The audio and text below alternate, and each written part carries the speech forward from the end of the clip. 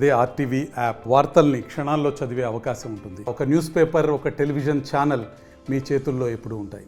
Welcome to RTV. నేను మీ గయాజ్ని. నెల్లూరు జిల్లాలో వైఎస్ఆర్సీపీ ఖాళీ అవుతుందంటూ తెలుగుదేశం పార్టీ శ్రేణులు బాహటంగా చెప్తున్నారు. అదేవిధంగా తాజాగా రాజ్యసభ సభ్యులు బీద మస్తాన్ రావు కూడా తమ పదవికి రాజీనామా చేయడం, అదేవిధంగా ఉమ్మడి నెల్లూరు జిల్లాలో ఎమ్మెల్సీ అతను బల్లి కళ్యాణ్ చక్రవర్తి కూడా తమ పదవికి రాజీనామా చేయడం జరిగింది. తాజాగా ఈరోజు నెల్లూరు రూరల్ ఎమ్మెల్యే కోటమిడి శ్రీధర్ రెడ్డి ఆధ్వర్యంలో కొంతమంది వైఎస్ఆర్సీపీకి చెందిన కార్పొరేటర్లు కూడా తెలుగుదేశం పార్టీలో చేరడం జరిగింది. ఈ నేపథ్యంలో మనతో మాట్లాడేందుకు ఎమ్మెల్సీ నెల్లూరు జిల్లా వైఎస్ఆర్సీపీ అధ్యక్షులు చంద్రశేఖర్ రెడ్డి మనతో ఉన్నారు. ఎందుకు మాట్లాడతారు సార్? నమస్తే.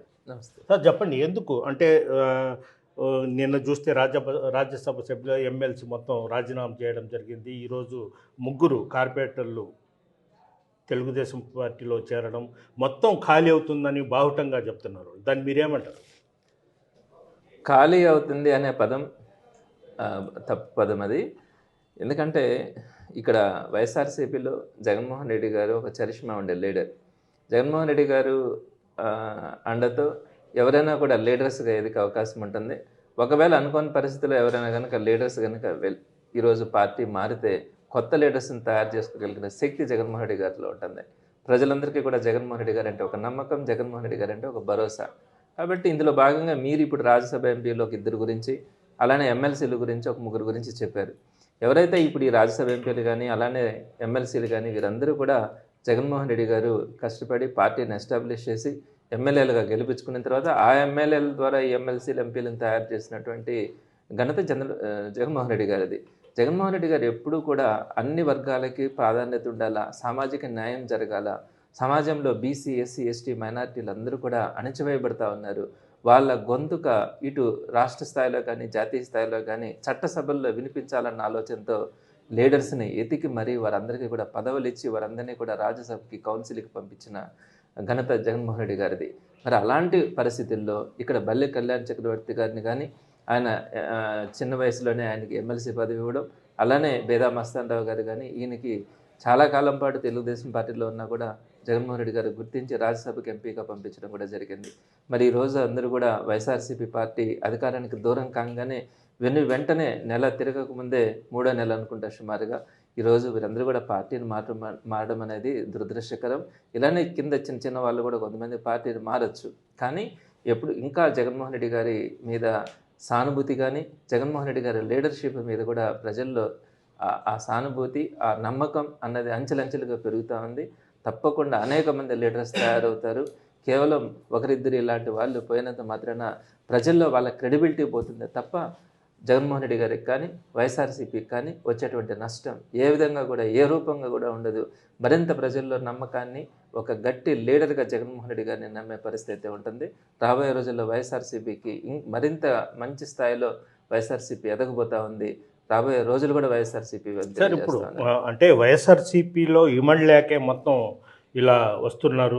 అది కాకుండా ఏంటంటే ఫోన్లు చేసి మీ పార్టీలో మేము చేర్పించుకోండి అని బతిమిలాడుతున్నారంట. అంటే వైఎస్ఆర్సీపీ కార్పొరేటర్లు కావచ్చు, ఇతర పదవులు ఉన్నవాళ్ళు కావచ్చు.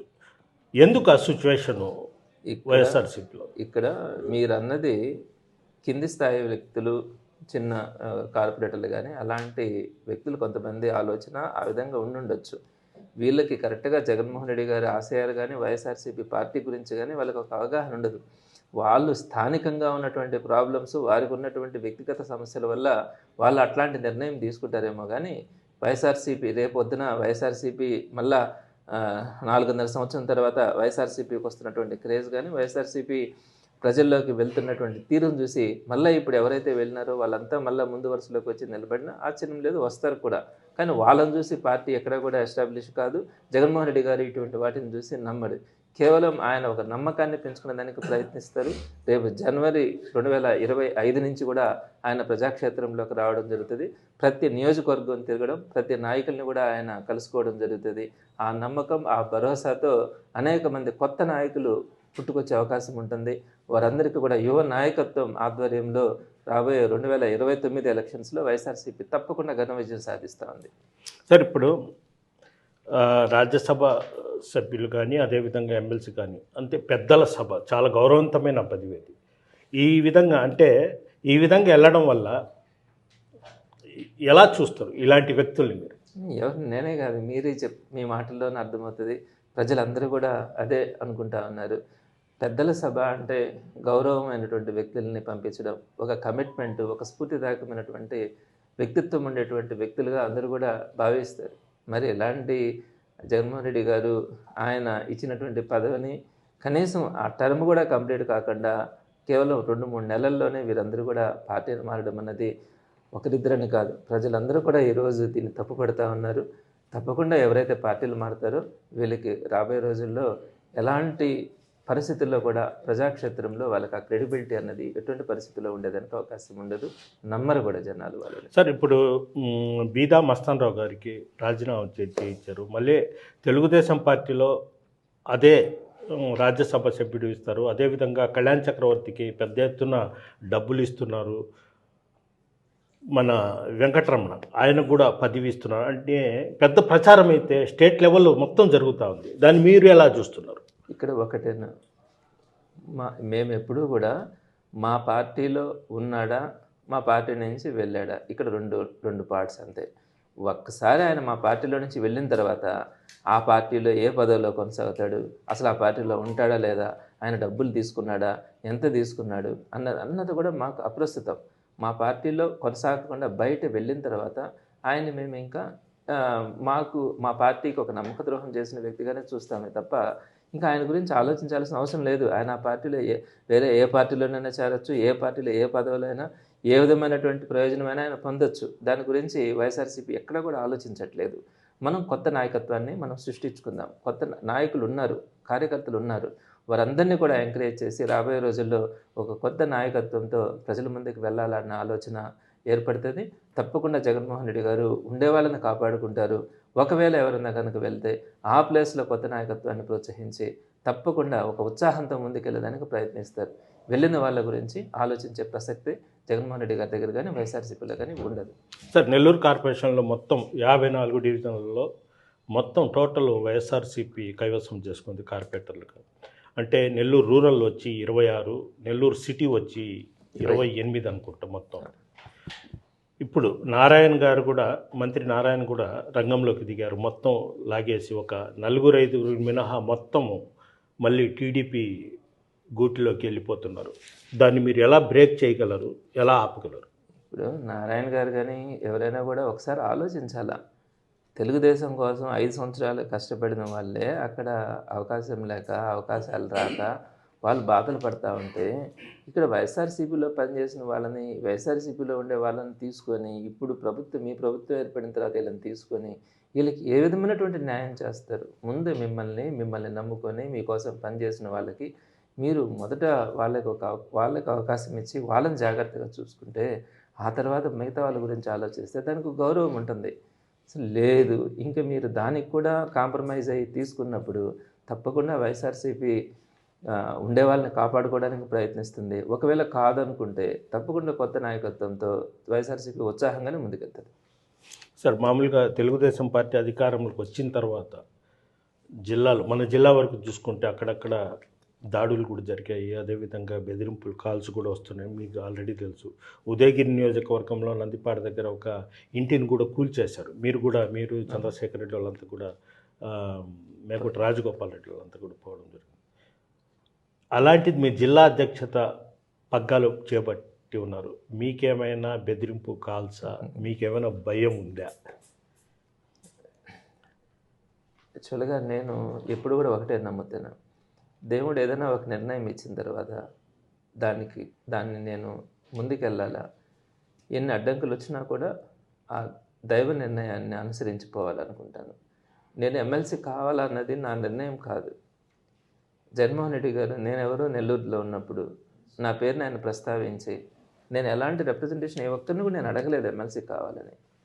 సో జగన్మోహన్ రెడ్డి గారు ఒక నేషనల్ వైడ్గా ఒక గ్రేట్ లీడర్, చరిష్మా ఉండే లీడర్. అలాంటి వ్యక్తి నోటిగుండా అధికారంలో ఉన్నప్పుడు నా పేరు ఆయన నోటిగుండా రావడం జరిగింది. సో ఇది ఒక దైవ నిర్ణయం అనే అనుకుంటాను.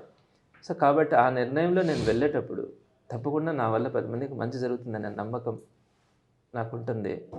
ఎన్ని సమస్యలు వచ్చినా ఎన్ని వచ్చినా కూడా నేను రాజకీయాల్లో ఉన్నన్ని రోజులు తప్పకుండా నేను వైఎస్ఆర్సీపీతోనే వెళ్తాను. ఏదైనా కొన్ని సమస్యలు వస్తాయి, రాకుండా ఉండవు. వచ్చినప్పుడు వాటన్నింటినీ కూడా ఫేస్ చేయగలగాలి. అమావాస్య లేనిదే పౌర్ణమి రాదు, పౌర్ణమి వచ్చిన తర్వాత అమావాస్య వస్తుంది. ఇది నమ్మే వ్యక్తిని. కష్టాలు లేకుండా ఏ రోజు సుఖం రాదు. కష్టం వచ్చినా బరాయిస్తాను. కష్టంలో కూడా నేను నమ్ముకున్న విధానంలోనే నేను ముందుకెళ్తాను. అంటే ఎక్కువగా అంటే మీకంటే ముందున్న వాళ్ళు కూడా ఇదే మాట చెప్పారు. వైఎస్ఆర్సీపీలోనే కొనసాగిస్తాం, మన రాజకీయ ప్రయాణం మొత్తం జగన్మోహన్ రెడ్డితో అన్నారు. రెండవ రోజు వెళ్ళిపోయారు.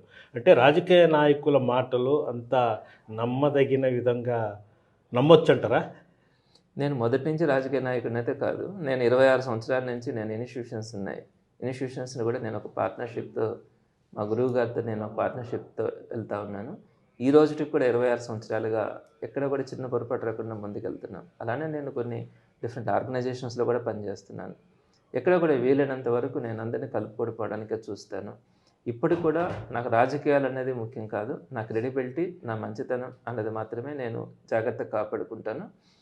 కాబట్టి నాకు రాజకీయాల్లో నేను జగన్మోహన్ రెడ్డి గారితో నడిచినాను కాబట్టి నాకు రాజకీయాల వల్ల నాకు ఏ బెనిఫిట్ అక్కర్లేదు. నాకు కావాల్సిన నా క్రెడిబిలిటీ, నా మంచితనం.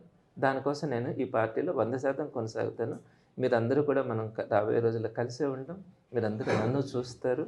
చూసినప్పుడు కూడా నేను మీ దగ్గర నుంచి ఇంకొక ప్రశ్న అడిగే పరిస్థితి తెచ్చుకోను.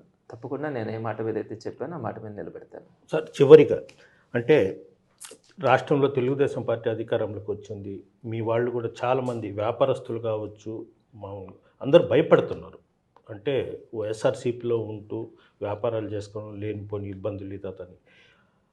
ఈ నేపథ్యంలోనే పార్టీలు చేంజ్ అవుతున్నారు, ఈ పార్టీ నుంచి ఆ పార్టీకి. అలాంటి వారికి ఎలాంటి ధైర్యం ఇస్తారు? ఎలాంటి మీ వాయిస్తో ఏం మాట్లాడతారు? ఈ రాజకీయాల్లో ఒక నాయకత్వంలోకి వచ్చిన తర్వాత ధైర్యం ఒకరు చెప్తే వచ్చేది, ధైర్యం ఒకరు చెప్పంగానే పోయేది అయితే ఉండదు. ప్రతి ఒక్కరికి వాళ్ళకి ఒక ఆలోచన ఉంటుంది. వాళ్ళు తీసుకునే నిర్ణయాలలో వారి సొంత ఆలోచనలు ఉంటాయి. కాబట్టి ఇక్కడ జగన్మోహన్ రెడ్డి గారు చాలా కాన్ఫిడెంట్గా ఉన్నారు. జగన్మోహన్ రెడ్డి గారు నేను ఎలక్షన్స్ అయిన తర్వాత, కౌంటింగ్ అయిన తర్వాత కూడా ఒక 6 పర్యాయాల దాకా కలిసినప్పుడు ఆయన చాలా కాన్ఫిడెంట్గా ఉన్నారు.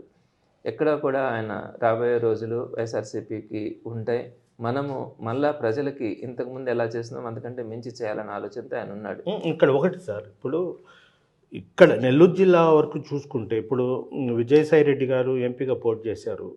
తర్వాత ఇప్పుడు తెలుగుదేశం పార్టీ అధికారంలో వచ్చిన తర్వాత కాకాని గోవర్ధన్ రెడ్డి గారు, తర్వాత మీ వాయిస్లు తప్ప మిగతా వాళ్ళు ఎక్కడ కనపడడం లేదు.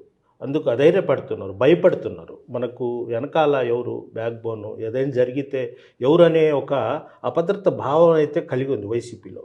అది మీరు ఎలా వాళ్లకు ధైర్యం ఇవ్వగలరు అనేది నా ప్రశ్న. ఇక్కడ అందరూ కూడా ఒకటి గమనించాలా, అవతల వాళ్ళకు కూడా మనం కొంత సమయం ఇవ్వాలా. అందరం కలిసి ఇప్పుడు తెలుగుదేశం పార్టీ మీదనో లేకపోతే ఇంకొక పార్టీ మీదనో మనం దాడి చేయడం అనేది కూడా కరెక్ట్ కాదు. నేను కానీ గోవర్ధన్ రెడ్డి అన్న కానీ ఇద్దరం కూడా కొన్ని విషయాల మీద స్పందిస్తూ ఉన్నాం. మిగతా వాళ్ళు కూడా కొంత సమయం అవతల వాళ్ళకి ఇవ్వడం కూడా జరుగుతుంది. తప్పకుండా ఇప్పుడు 3 నెలలు మాత్రమే సమయం అయింది. సో 100% అందరూ కూడా అవసరమైనప్పుడు కార్యకర్తలు, నాయకులకి అందరూ అందుబాటులో ఉంటారు. ఇక్కడ రెండో పాయింట్ కూడా నేనేం చెప్తానంటే, ఇక్కడ కార్యకర్తలకి వైఎస్ఆర్సీపీ నాయకులు అండగా ఉండడం అన్న పాయింట్ మీదకి వచ్చేటప్పటికి మాకంటే కూడా మీడియా చాలా పవర్ఫుల్గా ఉంటుంది. ఈరోజు అన్యాయంగా ఎవరైనా దాడి చేస్తే కూడా ప్రజలు కానీ మీడియా కానీ ఇమీడియట్గా స్పందిస్తుంది. సో తప్పకుండా అందరూ అన్యాయం అన్నప్పుడు ఖండించడం జరుగుతుంది, న్యాయానికి సమర్థించడం జరుగుతుంది. అలానే వైఎస్ఆర్సీపీలో ఎవరైతే కంటెస్ట్ చేస్తున్నారో వారందరూ కూడా అవతల వాళ్ళకి ఒక 2-3 నెలల సమయం ఇవ్వాలని వేచి చూస్తూ ఉన్నారే తప్ప అందరూ కూడా చాలా కాన్ఫిడెంట్గా ఉన్నారు. అందరూ కూడా ఫోన్లు అందుబాటులో ఉండి వాళ్ళ నాయకుల్ని, వాళ్ళ కార్యకర్తల్ని కాపాడుకునేందుకు ప్రతి ఒక్కరూ కూడా ఫుల్ టైమ్గానే పనిచేస్తూ ఉన్నారు. రాబోయే రోజుల్లో కూడా అలానే పనిచేయడం జరుగుతుంది. ఇది పరిస్థితి. వైఎస్ఆర్సీపీ నాయకులు, శ్రేణులు ఎవరు భయపడాల్సిన అవసరం లేదు. అంటే కొంత వ్యవధి ఇవ్వడం జరిగింది. వైఎస్ఆర్సీపీ నేతలు అంటే తెలుగుదేశం పార్టీ నాయకులకు కొంత వ్యవధి ఇవ్వడం జరిగింది. మొత్తం అండదండలు ఖచ్చితంగా ఉంటాయి. రాబోయే రోజుల్లో రాష్ట్రంలో మళ్ళీ జగన్మోహన్ రెడ్డి సీఎం అవుతాడు. ఖచ్చితంగా మంచి భవిష్యత్తు ఉంటుందని కూడా ఎమ్మెల్సీ చంద్రశేఖర్ రెడ్డి చెప్తున్నారు. వీడియో ప్రదీప్తో గయాజ్ RTV నెల్లూరు నుంచి. మరిన్ని వీడియోస్ కోసం ఛానల్ ని సబ్స్క్రైబ్ చేయండి. లేటెస్ట్ అప్డేట్స్ కోసం వాట్సాప్ ఛానల్ ని ఫాలో చేయండి. అండ్ లింక్ డిస్క్రిప్షన్ లో ఉంది.